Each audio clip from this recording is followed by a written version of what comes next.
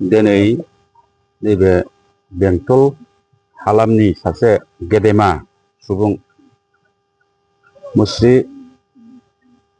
रुंसारि रुपनाथ बसुमतारीनि बिनि श्राद्धनि थाखाय बे ओनसोलनि रायजो राजाफ्रा मोनसे फैगौ 11 तारिख खालि भज मोनसे बिनि मुङै मोनसे लाइसि आरो बिनि मुङै गुबुन गुबुन जायगानिफ्राय सफैनो हानाय गेदेमा बिथांमोनखौ हांख्रायनानै बेवहाय मोनसे सावराय मेलजों लोगोसे मोनसे भजखौ खुंनाय जादों। दा बिनि थाखाय रुंसारि रुपनाथ बसुमतारीनि श्राद्धआव हांख्रायनो थाखाय मोनसे हांख्रायलाय साफायनायबो जादोंमोन। नाथाय बे हांख्रायलायखौ गुबुन गुबुन जायगायाव बिसेस उसुबिदानि थाखाय हयथ' सौहैयाखैबो जानोबो हागौ। दा बेखायनो जोङो दिनै नैबे बिथां मेडियामोननि गेजेरजों जाहाथे गुबुन गुबुन दाब दाब जायगायाव थानाय नैबे रुपनाथ बसुमतारीखौ मोजां मोनग्रा, रुपनाथ बसुमतारीया जाहैबाय बाथौ धोरोमनि संगठननि गिबिसिन आफादगिरि। दा बे हिसाबै दिनै आसामल' नङा, आसामनि दाब दाब जायगायाव थानाय बाथौ धोरोमनि सुबुंफोरा बे नैबे 11 तारिखआव सौफैगोन। दा सोरबाफोर जुदि बे लाइजामखौ मोनालासेनो जुदि आन्दायनानै थादोंब्ला नैबे मेडियानि गेजेरजों बिथांमोनखौ खावलायहरनाय जाबाय जाहाथे बिथांमोनहा 11 तारिख खालि प्रग्रामाव होनाय बायदियै जाहाथे नैबे बेंटल हालामाव नुजाफैनानै बिथांनि जिथु माने श्राद्ध दङ बेहाय नुजाफैनो थाखाय जों हांख्रायहरनाय जादों। दा बे प्रग्राम मथे 7:30 बाथौ फोथारनाय जाहैगोन आरो बेनिफ्राय 8टायाव बे रुंसारि जालांनाय न'खरनि गावनि बिसिजों लोगोसे न'खरनि फिसा फिसौफ्रा बिथांनि जिथु माने बे थानसालि बेवहाय मान बावगोन, सिगाङाव मान बावग्रोगोन। बेनिफ्राय 9टा बाजियाव जोंहा बिथांनि जिथु माने सिन, बिथाङा सासे खालि बाथौ धोरोमनिल' नङा, नैबे बेंटल हायार सेकेन्डारिनि गिबिसिन बेनो प्रिन्सिपालमोन। बेखायनो बे ओनसोलनि रायजो राजाफ्राबो गासैबो बाहाय माने धोरोमनिल' नङा, गुबुन गुबुन जाथि धोरोम गासिखौबो हांख्रायनाय जाहैदों बाहाय। दा बेखायनो 9 बाजियाव बिथांनि मुङै मोनसे मुसुखा गायसंनो सानदों। दा बे मुसुखा गायसंजेननायखौ जोंना मानगोनां जोंना बिटिआरनि CEM प्रमद बर'आ बेखौ माने बेखेवफैगोन। दा बेखायनो गासिबो रायजो राजाफोरखौ बे मुसुखा बेखेवनायावबो बाहागो लाफैनो आरो बिनि अनगायै 9:30 बाजियाव जोंना नैबे चिरां जिल्ला बाथौ गौथुमनि दैदेननायाव मोनसे बिनि फेयार जागोन। बे फेयार आरो बिनिफ्राय 10 बाजियाव मोनसे बिथांनि जिउ खौरांनि मुङै मोनसे लाइसि बहननाय जाहैदों। बे लाइसिया जाहैबाय सभिनियर मामोनलाय बिनि मुङा, लाइसिनि मुङा सभिनियर मोनसे माबानाय जाहैदों। दा बेनिफ्राय बेखौ बेखेवखांनायनि उनाव बेखौ बेखेवगोन जोंना लकेल EM रन्जित बसुमतारी EM बिथाङा। बेखौ बेखेवखांनायनि उनाव बेनिफ्राय 10:30 बाजियाव बिनि मेम'रिनि मुङै बिनि लिर बिदां जितु जिउ खौराङाव बेखौ लिरनाय जादों, बे जिउ खौरां बिथांनि जिउ खौरांखौ रायजो राजा बाव नुजाफैनाय गेदेमा सुबुंफोरनि गेजेराव बेखौ फरायथिनानै होगोन आरो बिनि उनाव 12 बाजियाव जानाय लोंनाय। दा जोंनि बे 11 तारिखनि जिथु प्रग्राम लानाय बे प्रग्रामा एसेनोसै।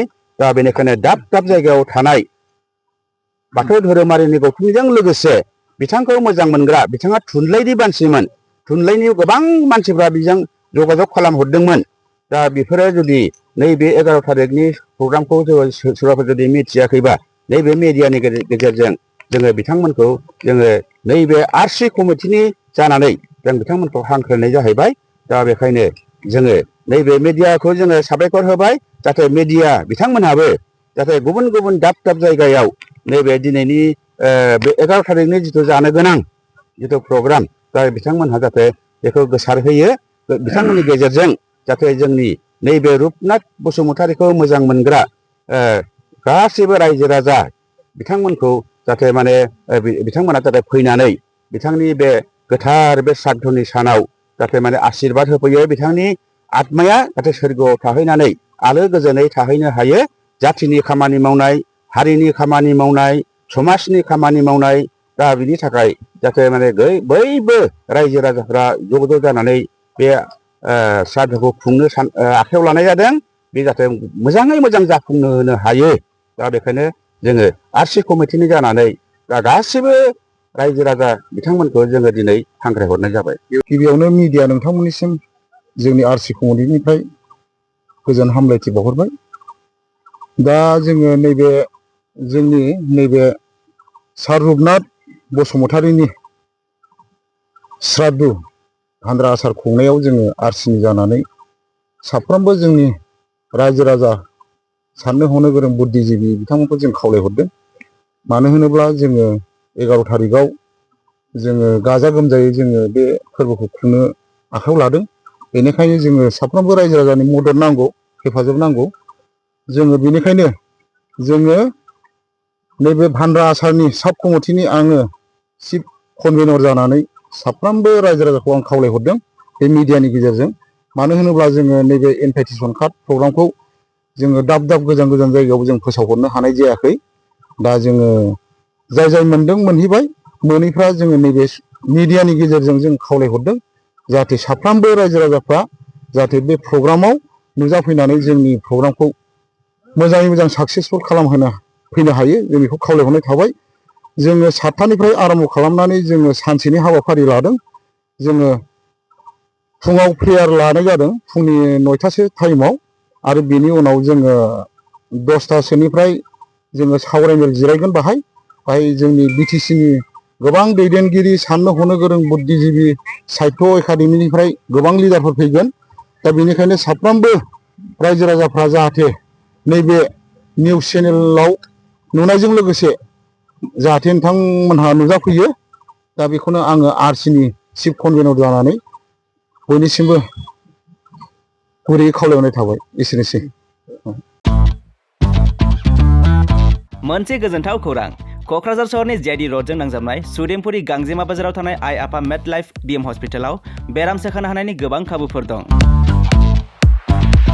जेरै नोंथाङा आइ आफा मेड लाइफ बिएम हस्पिटालाव गासै समावनो इमारजेन्सि डक्टर्सफोरखौ एभेलेबल मोननो हागोन।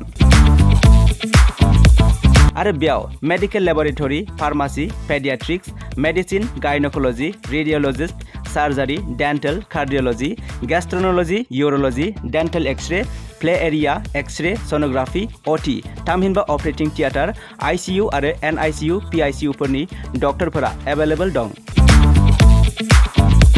लोगोसे normal delivery, C sections, gall bladder stone, kidney stone, appendix आरो हार्नियाफोर बेराम जानायफोरखौ अपारेसन खालामनायनिबो सुबिदा दं। आइ आफा मेड लाइफ बिएम हस्पिटालाव सप्ताफ्रोमबो फार्मासिजों लोगोसे लेबरेटरि आरो सप्ताफ्रोमबो इमारजेन्सि सार्भिसजों लोगोसे 24 घन्टा जेब्लायबो खुलायै थागोन। आरो बेयाव लांलाय लाबोलाय खालामनो थाखाय एम्बुलेन्सनि सार्भिसबो थागोन। बेनिखायनो ओनसोलनि सुबुंफोरा बेराम आजारफोरजों भुगिनानै दंब्ला क'क्राझार सहरनि आइ आफा मेड लाइफ बिएम हस्पिटालाव फाहामथाय लाफैनो हागोन। लोगोसे नोंथाङा 9101655430 एबा 8822688026 बे जानबुं नम्बरनि गेजेरजों थोंजों कल खालामना आबुङै खौरां लाहरनो हागोन।